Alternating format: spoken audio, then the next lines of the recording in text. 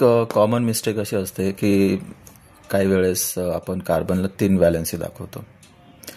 कार्बनला नेहमी 4 व्हॅलेन्सी असते. जर कार्बनला 3 व्हॅलेन्सी दाखवत असाल तुम्ही तर त्याचा अर्थ कार्बन ह्यांच्यापैकी काहीतरी आहे. हे काय आहेत की कार्बनवर पॉझिटिव्ह चार्ज त्याला कार्बोकॅटायन म्हणायचं, कार्बनवर निगेटिव्ह चार्ज त्याला कार्बन ॲनायन म्हणायचं आणि कार्बनवर सिंगल इलेक्ट्रॉन त्याला फ्री रॅडिकल म्हणायचं. ॲक्च्युली हे कसे तयार होतात, जर कार्बनचे जे 4 व्हॅलेन्सी आहे ते बॉन्ड असे ब्रेक झाले की 2 इलेक्ट्रॉन दुसऱ्या ॲटमकडे गेले तर कार्बनवर पॉझिटिव्ह चार्ज होतो आणि कार्बोकॅटायन तयार होतं. बॉन्ड असं ब्रेक झालं की 2 इलेक्ट्रॉन कार्बनकडे आले तर कार्बनवर निगेटिव्ह चार्ज तयार होतो आणि कार्बन ॲनायन तयार होतं. आणि बॉन्ड असा ब्रेक झाला की 1 इलेक्ट्रॉन कार्बनकडं दुसऱ्या ॲटमकडं तर कार्बन फ्री रॅडिकल तयार होतं.